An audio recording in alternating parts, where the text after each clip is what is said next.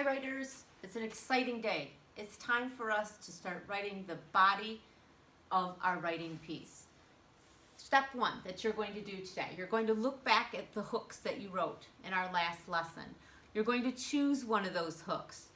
When you get your Google Doc set up, you're going to start a new Google Doc. You're going to want to make sure that you put the title of your story up here where you can easily find it every time you go to it. You're going to start out by typing your hook out today in your Google Doc. So I chose for my camper story to start with dialogue. I put in big bold letters, "What in the world were you thinking?" Because it's my dad screaming. My dad screamed at the top of his lungs while his face turned a bright angry red. It was at that moment that I realized this wasn't going to end the way that I had planned. So you're going to start out by typing your hook in there today, okay? Then you might notice that I left some spaces here. I want you to do that also, okay? Because when we're all done, we'll go back and insert pictures. We are not inserting pictures until the very end. So I don't want to hear of anyone that has pictures on here, okay? So step one, after you have your hook in there, you're going to go to your story mountain. You'll look at the very first thing it says on the story mountain. Mine says, "It's a rainy July morning and I'm feeling bored." So you'll take this sticky note and you're going to focus on just that sticky note. You're going to write a paragraph that develops what that sticky note says. Remember, it's on mine, it says that it was a rainy, dreary morning. So again, I'm going to focus just on that part. So here's my first paragraph. "It all began one drizzly July morning back in 1980. I was 8 years old and as curious as a nosy woodpecker. My family was enjoying our yearly week-long vacation at my Uncle Mike and Aunt Mary Lou's cabin in the deep woods of Alpena, Michigan. Their cabin was small and our family was large in number. There were 9 people all crammed into the cabin that morning.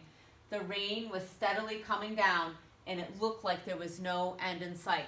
This is just from my first sticky note, okay? I want to make sure every one of my sticky notes is developed into a really nice paragraph where my reader can actually picture what's going on. Now you might notice sometimes I have things underlined or I have them highlighted. This is my rough draft. So if I'm not 100% sure how to spell something or if it doesn't look perfect, that's okay because this is our rough draft. Writers go through multiple revisions and editing before they get to their final draft. Today and tomorrow and the next couple days, I really just want you to get your ideas down. Okay, so once I feel like I have developed a nice paragraph from that sticky note, I'm going to look at my next sticky note because I'm climbing my mountain. It says how I'm looking out the window of the cabin and I'm bored and I want to know if I can go to the motorhome.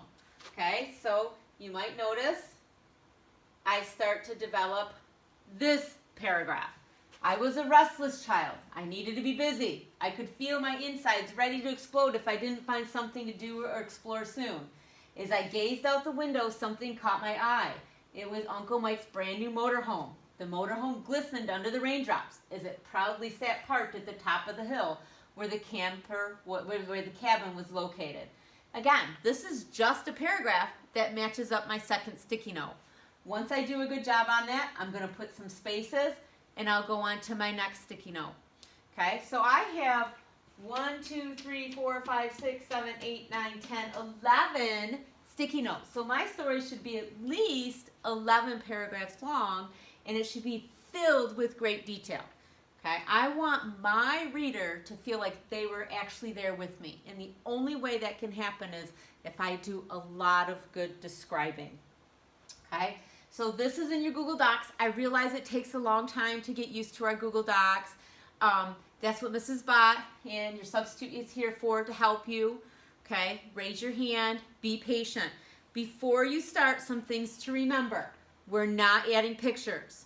If an adult sees you adding pictures, they're going to give you a warning, and after that, we're going to have to stop you using the Google Docs and you'll have to go back to paper pencil. We have to use our technology correctly. We will get to the pictures, I promise, but at the end. You're going to want to make sure you leave some spaces between each paragraph. You are not going to get through this whole thing today. You are going to have multiple days to work on this. Okay? So you're going to work on this. Please look at your non-negotiables before you get started. And writers, please take me to where your story is at. I want to feel like I was actually there. Okay? Have fun and keep on writing.